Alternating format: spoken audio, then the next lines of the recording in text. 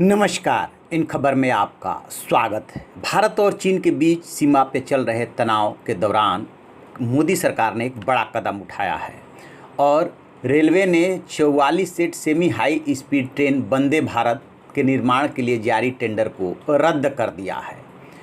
Semi high speed train Vande Bharat express के लिए मांगे गए ग्लोबल टेंडर में चीन की सरकारी कंपनी भी शामिल थी और अब रेलवे ने कहा है कि एक हफ्ते के भीतर संशोधित खरीद ऑर्डर जारी किया जाएगा। इसमें मेक इन इंडिया को वरीयता दी जाएगी।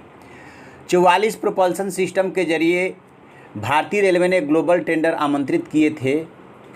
इस टेंडर में चीन की सरकारी company CRRC Pioneer electric India private limited भी शामिल थी। CRRC Pioneer electric India private limited का गुरुग्राम की कंपनी के साथ संयुक्त वेंचर है। ये दोनों कंपनियां भारत में मिल करके काम करती है।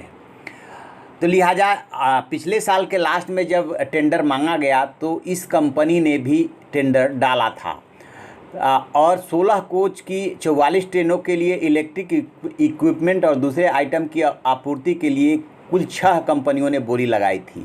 इस निविदा के लिए अन्य कंपनियों में दिल्ली की वेल, संगरूर की भारत इंडस्ट्रीज, नवी मुंबई की Powernetics equipment private limited, Hyderabad की मेधा ग्रुप और परवाणु की इलेक्ट्रोवेव्स इलेक्ट्रॉनिक प्राइवेट लिमिटेड शामिल थी।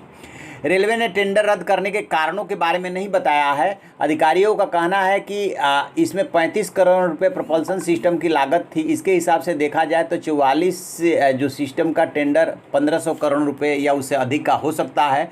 और ये जो कदम उठाया गया है, निश्चित रूप से जो चीनी कंपनी थी जो ज्वाइंट वेंचर के रूप में आ रही थी, भारतीय कंपनी के साथ ज्वाइंट वेंचर वो किए हुए थी और टेंडर उसने डाला था, उसी के मद्देनज़र उठाया गया है। और अब जो भारत सरकार ने बनाया है भारतीय कंपनियों को वरीयता देने के लिए, उसके तहत अब टेंडर अब फिर से आमंत्रित किया जाएगा संशोधित सरकारी खरीद ऑर्डर के मुताबिक। और उसमें जो है अब आत्मनिर्भर भारत की दिशा में भारतीय कंपनियों को ही अब ये टेंडर मिलेगा। आपको बता दें कि व्यापार अलग चीज़ है और ऐसे जब भी किसी ऐसे टेंडर आमंत्रित किया जाता है, चाहे निर्माण के लिए, इंफ्रास्ट्रक्चर डेवलपमेंट के लिए, चाहे से कोच निर्माण के लिए, तो उसमें ये सरकार को अधिकार रहता है कि कौन पार्टिसिपेट करेगा, कौन पार्टिसिपेट नहीं करेगा। आप पार्टिसिपेट करेगा तो किसको जो है रिजेक्ट कर दिया जाएगा। ये सब केंद्र सरकार के जो संशोधित खरीद ऑर्डर है उसमें सब कुछ उल्लेखित है। अब उसी के हिसाब से फिर से टेंडर जारी होगा।